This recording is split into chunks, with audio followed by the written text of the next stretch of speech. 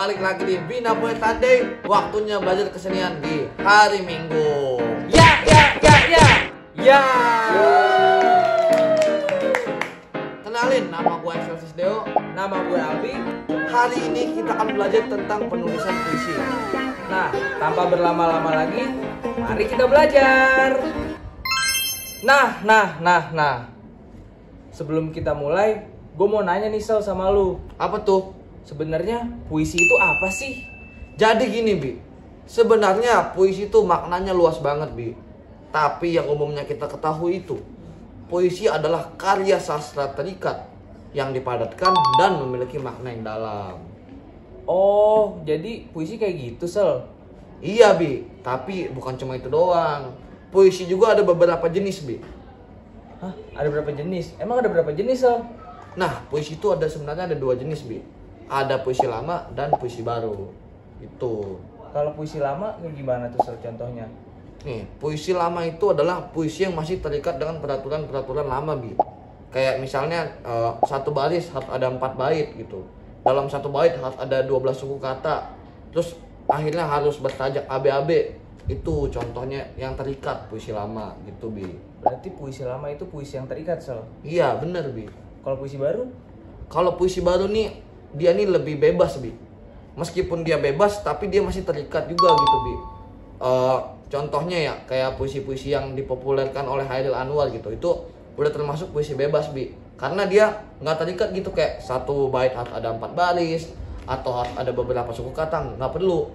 Tapi dia tetap memiliki makna gitu. Ini adalah puisi gitu, meskipun dia bentuknya udah lebih bebas, Bi. Nggak terikat dengan aturan-aturan puisi lama. Tapi selain itu, ada apa aja di dalam puisi, Sel? Jadi, di dalam puisi itu ada 2 unsur utama, Bi. Ada yang namanya unsur fisik dan unsur batin. Unsur fisik? Unsur fisik tuh unsur yang langsung terlihat jelas gitu dalam puisinya. Jadi, ketika lo membaca suatu puisi, lo melihat puisi itu adalah unsur fisiknya gitu. Nah, dalam unsur fisik itu ada yang namanya diksi. Diksi itu adalah pemilihan kata, Bi. Jadi, bagaimana lo memilih kata yang untuk ditaruh dalam puisi, itu adalah unsur fisik. Lalu ada juga namanya tipografi, Bi. Tipografi? Iya, tipografi itu penulisan dalam puisinya gitu, bentuk puisinya. Wajah puisi lah ibaratnya ya. Kayak misalkan di sini ada baris, terus di ini ada baris lagi, ini ada baris lagi gitu. Jadi nggak baris tegak semua, tapi ada yang barisnya keluar gitu. Itu namanya tipografi. Lalu abis itu ada yang namanya rima, Bi. Rima? Iya, rima itu adalah akhilan yang bernada gitu, yang seirama gitu di akhir puisinya. Kayak misalkan lu suka baca puisi kan, kayak ada tuh yang habis di baris pertama kan akhirannya an, terus baris kedua ada akhiran an lagi. Nah, itu namanya rima. Lalu ada juga, Bi, yang namanya majas. Nah, majas ini yang biasanya memperindah gitu dalam puisi gitu. Kayak apa namanya? Menggambarkan sesuatu tapi dengan bentuk lain gitu. Itu namanya majas. Contohnya nih, majas hiperbola. Iya. Majas hiperbola tuh suka kayak melebih-lebihkan gitu. Misalnya kecantikannya melebihi keterangannya surya gitu, atau melebihi cahaya surya. Oh. Itu melebih-lebihkan kan? Iya. Itu sama ada lagi majas personifikasi. Kayak dia tuh menggambarkan sesuatu itu dengan hidup gitu, seperti manusia. Contohnya pesawat yang berteriak dengan kencang. Tuh. Kan pesawat kan harusnya kan nggak bisa berteriak kan? Iya. Tuh. Tapi digambarkan berteriak seperti manusia yang bisa berteriak gitu. Berarti seperti seolah-olah ya, Sel? Iya, seolah-olah, Bi, gitu. Itu semua unsur fisik dalam puisi. Nah, tadi kan lu sebutin unsur batin. Unsur batin tuh apa, Sel?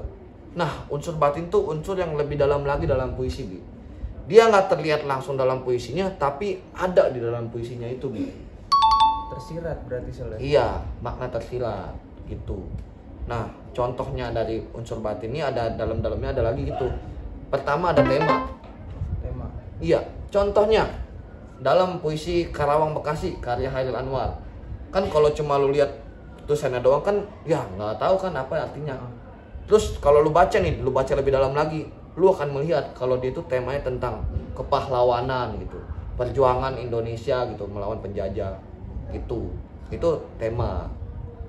Nah, selanjutnya dalam unsur batin tuh ada juga yang namanya rasa.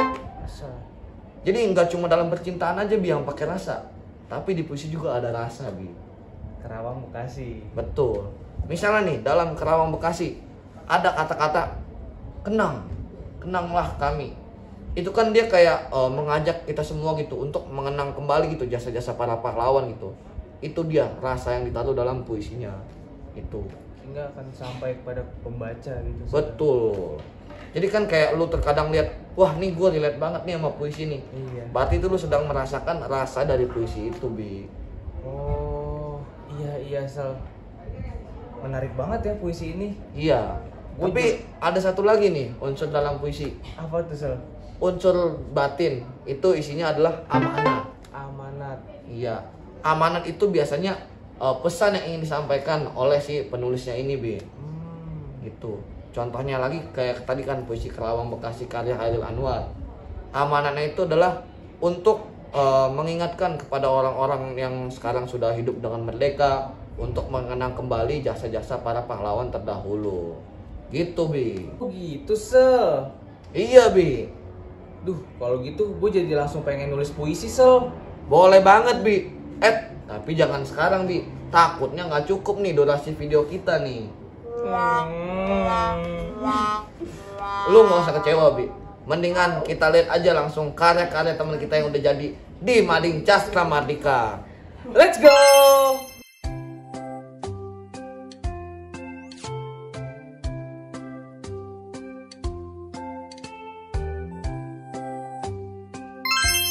Nah, itu dia tadi karya-karya teman kita yang udah dipajang di Mading Cakra Mardika. Wah, keren-keren banget ya Sel karyanya. Ya jelas dong, keren-keren banget. Oke, karena tadi kita udah lihat karya-karya teman kita di Mading Cakra Mardika, sama tadi kita udah nyampein materi tentang penulisan puisi.